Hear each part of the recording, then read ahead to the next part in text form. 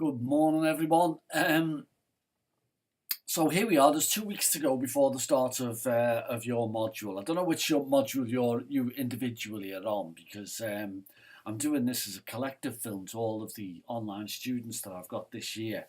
And the reason why I'm doing this is just to let you know that somebody up there at the university is paying attention to it, because there's nothing worse if you're on a university course than feeling that you kind of cut adrift in cyberspace and no one's really interested in, you know, I came on this course, I thought it was going to be great, but nobody's been in touch. I don't know what to do, that sort of thing.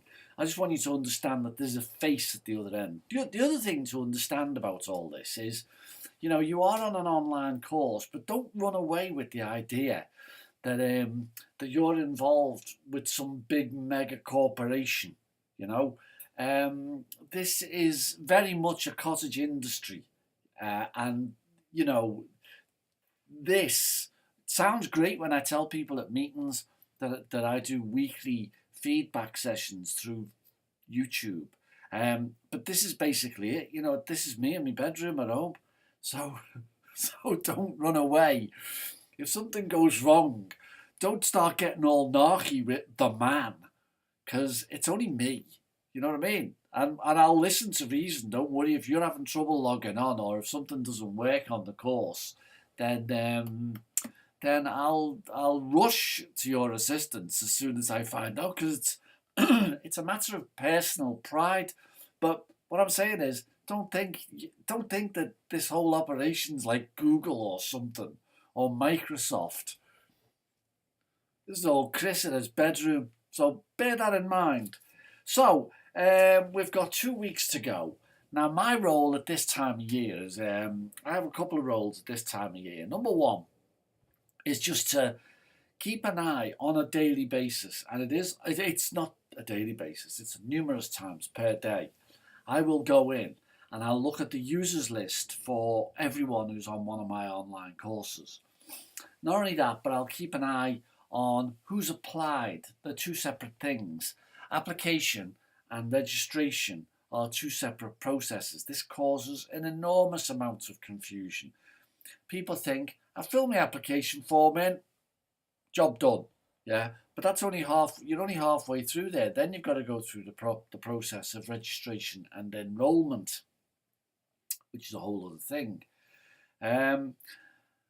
Now, some people fill in an application form and then they don't get round one way or another to the enrolment thing. And within a week of the course starting, I get an anxious telephone call or an email saying, I was supposed to be on this course. Nobody's been in touch. Well, the reason why no one's been in touch is you haven't sent in all the documentation that's required for the course. Passport and everything. We've become a very document obsessed society, haven't we, where you got to show your passport to get on a university course. But these are the rules. Universities have ended up in real bad trouble by not keeping an eye on the identification and nationality of students who are on their courses. So, where am I up to? So, I keep an eye on who's applied, I keep an eye on who's registered. Now, so far, for the vascular course, I've got 14 applications in. I know that there are more on the way, but we've got 14 applications in, and so far 12 are registered. Excellent. 12 out of 14. There's only a couple of outliers there. On the heart failure course, out of 9 applications that have been received, 6 are now registered and on the course. Excellent. For the cardiac care, less good. 7 applications, only 3 so far registered. My guess is that people are scanning their passport details as we speak. And for the advanced cardiac care course, that's only 1 out of 6 so far. So although from the application forms I can communicate with you because I get your email address off your application forms, you are not currently able to see the stuff, and I am conscious of that. So, you see, the thing is, the reason why I'm making this distinction between the people who apply and the people who register, is that sometimes people throw in an application form and then just before the course is about to start, the boss says there's no money, you're going to have to pay for it yourself, and they can't afford it. So, in that sense, an application kind of falls on stony ground, if you know what I mean. So, of the people, of you lot, the people who've registered, the next thing that I look for is who has actually logged on to the course. And the software tells me, yeah, the software will tell me how long you've been on for and when you last logged on. So, what I look for at this time of year is to see whether or not a person has logged on at all. The first lesson, although the course doesn't start for another 2 weeks, the first lesson is already up there. And the reason for that is I like people to go in and test their systems. Make sure everything's working okay. Make sure there's no technical issues that we need to iron out. Normally, if someone goes on, then they don't turn on their speakers, for instance, or they try and get on using a National Health Service machine, which National Health Service machines use a very old version of Internet Explorer, and it doesn't work well with modern internet software. Yeah. So most cases, National Health Service machines don't work with our stuff. Phones, yes. iPads, yes. NHS machines, no. You know, I mean, the hard thing about using an NHS machine is working out where to put the coal. So, for the people who don't log on, because the machine will tell me never, it'll spell it out, never, this person's never logged on. If I get someone who's persistently never, then what that means is that, well, they're not logged on, but the question is why, and often the question is that they've not opened their emails. I've tried to communicate with them, and I've sent them a film like this, but they've not opened their email. Now, why people come on online courses and don't give me an email address is a mystery that I can't get to the bottom of. How on earth does a person think I am going to communicate with them if there's no email address? I mean, there is a university email address, and we'll come back to that later. There's a university email address that you'll get, but by and large, people don't use that. I'm trying to change that this time round, but by and large, people don't. They give me an email address. Sometimes it's their husband's email address. I don't know why that irritates me so much, but, you know, I've got to communicate with the husband to get through to the wife. You know, it's a bit kind of Victorian, isn't it? You know what I mean? Anyway. So what I've done is, or the other thing is that people give me a work email and they don't really check it on a daily basis, and so whatever. If you don't log on, then eventually, in the fullness of time, I'll be ringing you up.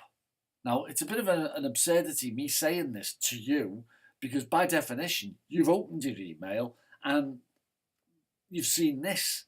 The people I need to be talking to are the ones I don't have an email address for yet, and they're not going to know I've made this film. You know, so it's a bit absurd. So, for the first time, Blackboard has a feature whereby you can communicate with people through an email system, the university email system that's embedded into Blackboard. I'm going to send you emails through that. There will be a little button in Blackboard that says email. Check that every now and again. I'll be putting communications in there. And you can communicate with me through the same thing as well. You know, it's a more reliable form of email.